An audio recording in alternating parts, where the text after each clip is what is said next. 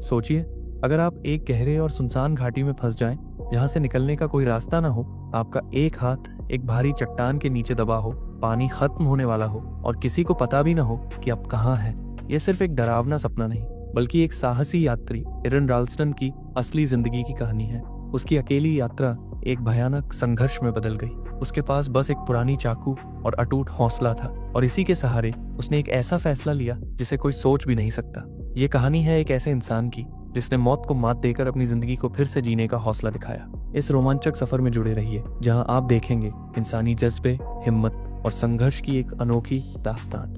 25 अप्रैल 2003 शुक्रवार, एरन राल्स्टन यूटा के कैनियनलैंड्स national park में कैनियोनियरिंग के लिए निकलने की तैयारी करता है। रात के समय वह अपनी गाड़ी से ट्रेलहेड तक पहुंचता है। एरन एक अनुभवी पर्वतारोही और हाइकर है जो पहले भी कई बार ऐसी यात्राएं कर चुका है। कई बार उसने घाटियों में पुराने समय की गुफा कला देखी है और उन्हें अपने वीडियो कैमरे में रिकॉर्ड किया है। ट्रेलहेड पर पहुंचकर वह अपनी पिकअप ट्रक के पीछे आराम करता है और वहीं सो जाता है। अगली सुबह एरन अपनी माउंटेन बाइक पर पार्क के रास्ते से गुजरता है। उसका इरादा था कि गाइडबुक में दिए गए समय से 45 मिनट पहले अपने गंतव्य तक पहुंच जाए। उसे अपने इंजीनियर होने पर गर्व है और वह हमेशा चीजों को आसान और तेज करने के नए तरीके ढूंढता रहता है। लेकिन ज्यादा दूर जाने से पहले ही उसकी बाइक फिसल जाती है और वह जमीन पर गिर जाता है। अब वह पैदल ही यात्रा कर रहा होता है। खुले चट्टानी इलाके में दौड़ते हुए उसे 2 हाइकर, क्रिस्टी केटमारा और मेगन एम्बरटैम्बलिन मिलती है, जो रास्ता भटक गई थी। वे एक भूमिगत तालाब ढूंढ रही थी।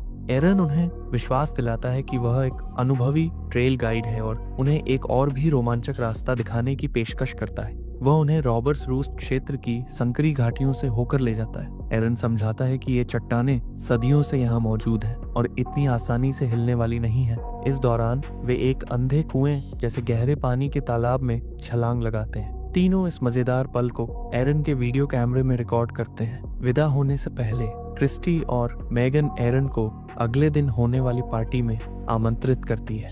एरन उनसे आने का वादा करता है, लेकिन दोनों को इस बात पर शक होता है कि वह सच में आएगा या नहीं।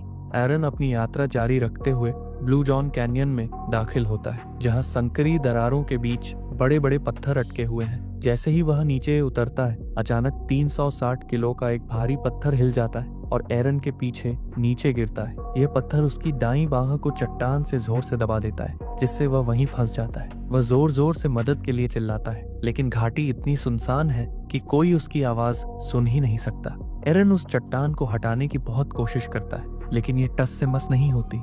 जल्दी ही उसे एहसास हो जाता है कि वह पूरी तरह अकेला है। वह समय नोट करता है, शनिवार 26 अप्रैल 2003 दोपहर 3:05 और अपनी जेब में मौजूद चीजों की गिनती करता है। उसके पास सिर्फ बायां हाथ और दोनों पैर ही काम कर रहे हैं। जल्दी निकलने की वजह से वह अपना स्विस आर्मी नाइफ घर पर ही भूल आया था। अब जब उसे यकीन हो जाता है कि उसे खुद ही कुछ करना होगा, तो वह अपने कैमरे पर वीडियो डायरी रिकॉर्ड करना शुरू करता है। साथ ही अपनी छोटी जेब चाकू के बड़े ब्लेड से पत्थर को काटने की कोशिश करता है। वह अपने पानी और खाने को संभल कर इस्तेमाल करने लगता है और ठंडी रातों में खुद को गर्म रखने की जद्दोजहद करता है। एक बार उसका चाकू हाथ से गिर जाता है और उसे अपने नंगे पैरों और एक पतली टहनी की मदद से वापस उठाना पड़ता है। इसके बाद वह चाकू को एक रस्सी से बांधकर सुरक्षित कर लेता है। वह अपनी चढ़ाई की रस्सी का इस्तेमाल कर एक पुली सिस्टम बनाता है ताकि पत्थर को ऊपर उठा सके, लेकिन यह कोशिश भी बेकार जाती है। थकान से बचने के लिए वह रस्सियों की मदद से खुद के लिए एक हार्नेस बनाता है, क्योंकि इतने घंटे से वह लगातार खड़ा ही था। जब उसे महसूस होता है कि पत्थर को काट पाना नामुमकिन है, तो वो अपना हाथ काटने की कोशिश करता है, लेकिन चाकू इतना कुंद है कि उसकी त्वचा तक नहीं कटती। वह चाकू से अपने हाथ को भेदने की कोशिश करता है, लेकिन तब उसे समझ आता है कि वह हड्डी को नहीं काट पाएगा। धीरे धीरे उसका पानी खत्म हो जाता है और अपनी प्यास बुझाने के लिए उसे अपना ही पेशाब पीना पड़ता है। समय बीतने के साथ उसके वीडियो रिकॉर्डिंग्स में उसकी हताशा बढ़ने लगती है। उसे महसूस होता है कि वह धीरे धीरे मौत के करीब पहुंच रहा है। वह अपने बीते हुए पलों और रिश्तों के बारे में सोचने लगता है। अपनी पुरानी प्रेमिका राणा, अपनी बहन सोनिया, पिता लैरी ट्रीट विलियम्स और मां डोना केट बर्टन के साथ बिताए लम्हों को याद करता है। उसे वे दोनों हाइकर्स भी याद आते हैं जिनसे वह हादसे से पहले मिला था। वह उस पार्टी की भी कल्पना करता है जिसमें जाने का उसने वादा किया था और वहां दोस्तों के साथ मस्ती करता है। इस गहरे आत्ममंथन के दौरान उसे यह एहसास होता है कि उसके जीवन के हर फैसले ने उसे इसी स्थिति में लाकर खड़ा कर दिया है। उसे लगता है कि यह उसकी किस्मत थी कि वह इस घाटी में अकेले मरने वाला है। एक मतिभ्रम हेलुसिनेशन के दौरान उसे यह भी याद आता है कि उसकी सबसे बड़ी गलती यह थी कि उसने किसी को यह नहीं बताया था कि वह कहाँ जा रहा है और कब तक वापस लौटेगा। 5 दिन बीत जाने के बाद एरन को एक अद्भुत दर्शन होता है, एक छोटे बच्चे की छवि जिसे वह अपने अजन्मे बेटे के रूप में देखता है। लगभग 3 साल का एक सुनहरे बालों वाला लड़का पीटर जोशुआ हुल।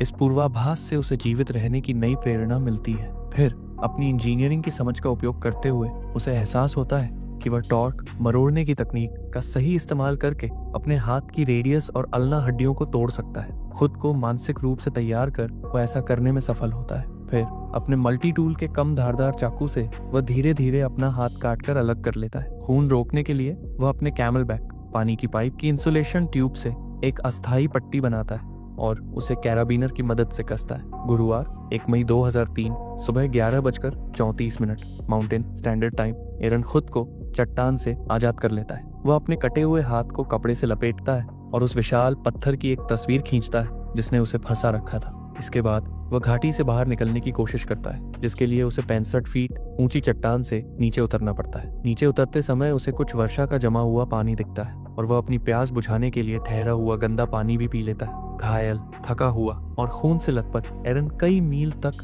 पैदल चलता है। आखिरकार उसे एक परिवार मिलता है जो दिन की ट्रैकिंग पर निकला था। वे तुरंत मदद के लिए संदेश भेजते हैं और यूटा हाईवे पेट्रोल का एक हेलीकॉप्टर आकर उसे बचा लेता है। फिल्म के अंत में एरन राल्स्टन की असली जिंदगी की झलक दिखाई जाती है, जहां वह इस दर्दनाक हादसे के बावजूद अपनी पर्वतारोहण की यात्राओं को जारी रखता है। इसके बाद असली एरन राल्स्टन को उसकी पत्नी जेसिका और बेटे लियो, जो 2010 में पैदा हुआ, के साथ दिखाया जाता है। आखिरी में स्क्रीन पर एक संदेश लिखा आता है कि अब एरन जब भी कहीं अकेले जाता है तो हमेशा एक नोट छोड़कर जाता है ताकि लोगों को उसकी लोकेशन पता रहे।